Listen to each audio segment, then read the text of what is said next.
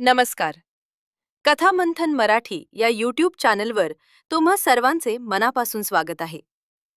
आज आपण अशा एका महायोग्याबद्दल जाणून घेणार आहोत, ज्यांचे संपूर्ण जीवनच एक न उलगडणारे कोडे होते, ज्यांच्या शरीराची ठेवण विलक्षण होती, ज्यांच्या जगण्याच्या पद्धती सामान्य माणसाला बुचकळ्यात टाकणाऱ्या होत्या, पण ज्यांच्या एका नजरेने समोरच्याचे नशीब बदलण्याची ताकद होती. आजही पुण्याच्या धनकवडी येथील त्यांच्या समाधी मंदिरात पाऊल ठेवले की एक अनामिक शांतता आणि चैतन्याचा अनुभव येतो. हे महायोगी म्हणजे दुसरे तिसरे कोणी नसून साक्षात भगवान शंकराचा अवतार मानले जाणारे योगीराज सद्गुरू श्री शंकर महाराज होतो. त्यांच्या या दिव्य प्रवासाची सुरुवात कुठून झाली आणि त्यांचे मूळ काय होते, हे आजही एक गूढच आहे. महाराज स्वतःला अयोनी प्रभव म्हणायचे, म्हणजेच ज्यांचा जन्म मानवी गर्भातून झालेला नाही. तरीही त्यांच्या प्रकट होण्याबद्दल एक सुंदर कथा सांगितली जाते. नाशिक जिल्ह्यातील अंतेपूर नावाच्या एका छोट्याशा गावात चिमणाजी नावाचे एक अत्यंत साधे आणि शिवभक्त गृहस्थ राहत होते. त्यांना मूलबाळ नव्हते, पण त्यांची भक्ती मात्र अढळ होती.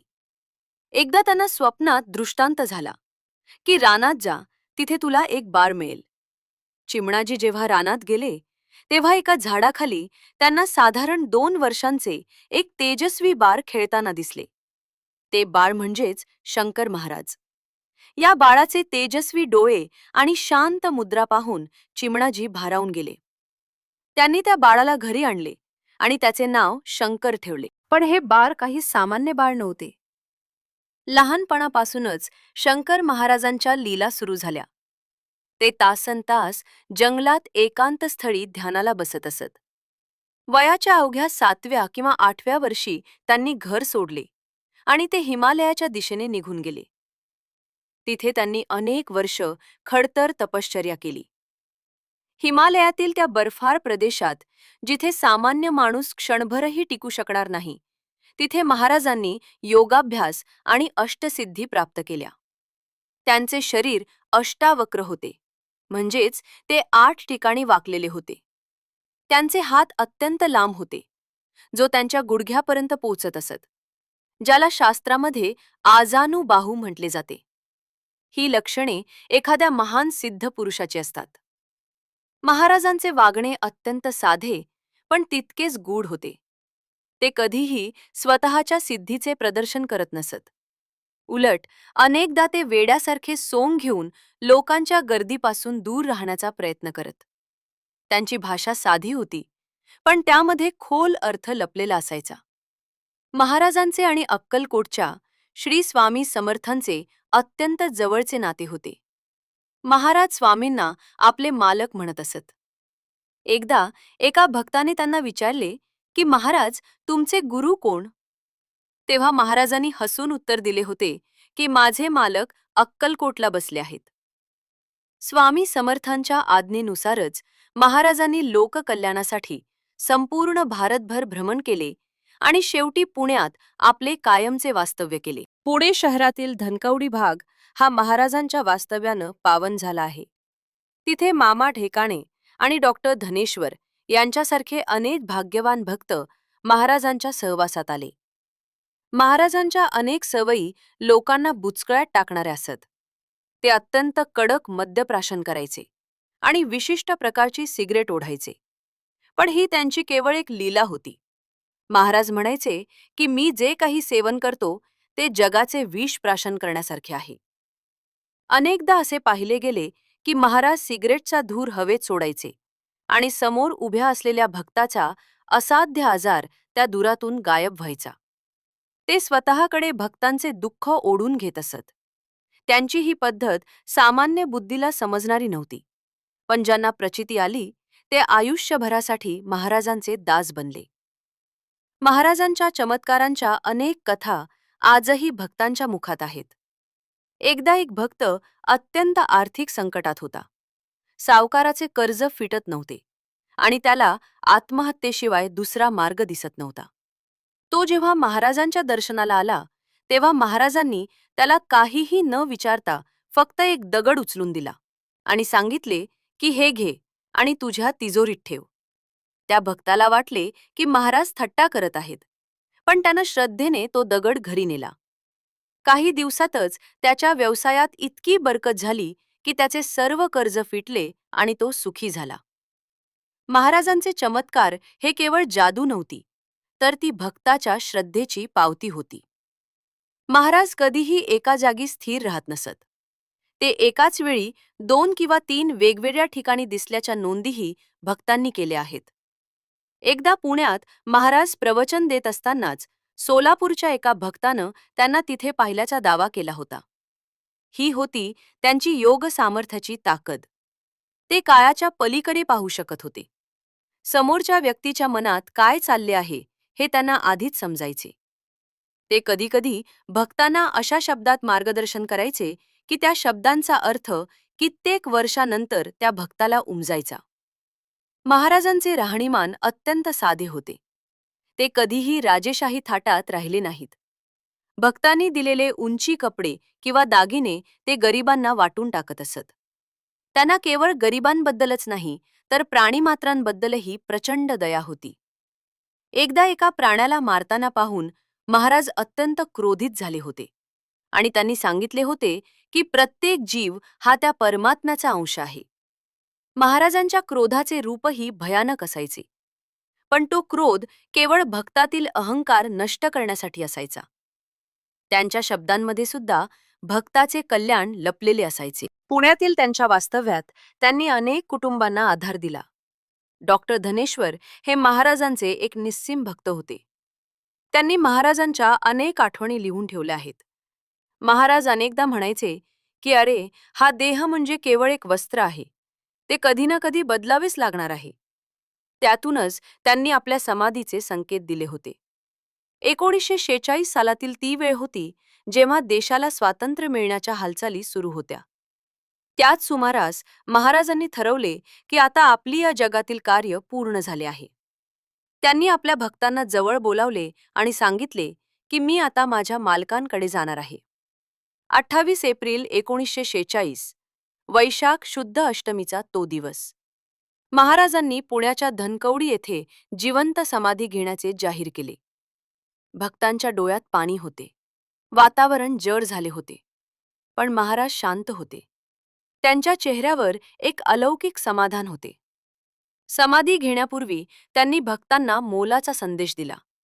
ते म्हणाले, घाबरू नका, मी कुठेही गेलेलो नाही. जेव्हा जेव्हा तुम्ही मला मनापासून साथ द्याल, तेव्हा तेव्हा मी तुमच्या पाठीशी उभा असेन. आजही धनकवडीच्या मंदिरातून भक्तांना हेच शब्द ऐकू येतात असे वाटते. महाराजांच्या समाधीनंतरही त्यांच्या प्रचितीचे अनुभव कमी झालेले नाहीत. आजही अनेक भक्तांना स्वप्नात किंवा प्रत्यक्ष संकटकाळी महाराजांचे दर्शन होते. कोणाचे आरोग्य सुधारते, तर कोणाची रखडलेली कामे मार्गी लागतात. पण महाराज केवळ भौतिक सुखासाठी नव्हे, तर आध्यात्मिक प्रगतीसाठी ओळखले जातात. ते म्हणायचे की नामात मोठी शक्ती आहे. सतत त्या ईश्वराचे नामस्मरण करा.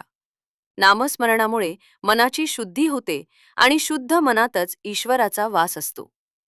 महाराजांच्या चरित्राचा अभ्यास करताना एक गोष्ट प्रकर्षाने जाणवते. ती म्हणजे त्यांची निष्काम वृत्ती. त्यांनी कधीही स्वतःचे मठ किंवा संस्था स्थापन करण्यावर भर दिला नाही. त्यांनी केवळ भक्ती आणि कर्माचा मार्ग शिकवला. ते नेहमी म्हणायचे की पाणी गाळून प्यावे आणि गुरु पारखून करावा. अंधश्रद्धेपेक्षा शुद्ध भावनेवर त्यांचा अधिक विश्वास होता. त्यांच्या दरबारात गरीब श्रीमंत जात-पात असा कोणताही भेदभाव नसायचा. जो कोणी अनन्य भावाने त्यांना शरण जायचा, त्याला ते आपला करून घेत असत. महाराजांनी दिलेल्या शिकवणीत एक महत्त्वाचे सूत्र होते. ते म्हणजे स्वतःला ओळखणे. जोपर्यंत माणूस स्वतःच्या अंतरात डोकावत नाही, तोपर्यंत त्याला बाह्य जगात ईश्वर सापडणार नाही. त्यांच्याकडे येणाऱ्या प्रत्येक भक्ताला ते हाच बोध द्यायचे की तू कोण आहेस हे शोध. त्यांची ही शिकवण आजही तितकीच लागू पडते. धावपळीच्या या जगात जेव्हा माणूस थकून जातो, तेव्हा महाराजांच्या चरणांशी त्याला आधार मिळतो. महाराजांच्या जीवनातील रहस्ये इतकी अफाट आहेत की त्यावर कितीही लिहिले तरी ते कमीच पडेल. त्यांचे हिमालयातील वास्तव्य, तिथल्या गुहांमध्ये केलेले तप, विविध भाषांवरील त्यांचे प्रभुत्व आणि जगातील कोणत्याही विषयावर ते देऊ शकणारे ज्ञान, हे सर्व थक्क करणारे होते. ते कधीकधी परदेशी भाषेत सुद्धा अस्खलित बोलायचे, तर कधी संस्कृतमधील कठीण श्लोकांचा अर्थ सहज भाषेत समजावून सांगायचे. हे सर्व ज्ञान त्यांनी कोणत्याही शाळेत जाऊन मिळवले नव्हते, तर ते त्यांना आत्मज्ञानातून प्राप्त झाले होते. आजच्या काळात जेव्हा आपण अनेक संकटांनी वेढलेले असतो, तेव्हा श्री शंकर महाराजांसारख्या महापुरुषांचे स्मरण आपल्याला बळ देते. त्यांचे जीवन आपल्याला शिकवते की परिस्थिती कशीही असो, मनाचे संतुलन धरू देऊ नका.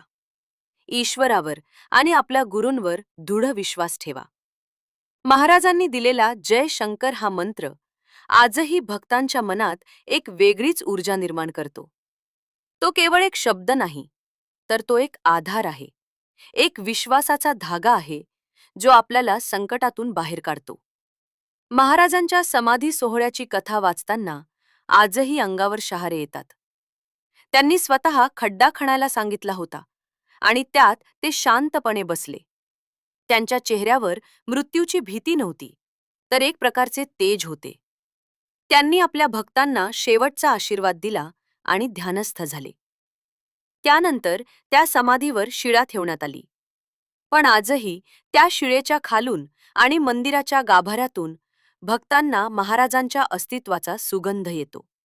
हा सुगंध प्रेमाचा, भक्तीचा आणि विश्वासाचा आहे.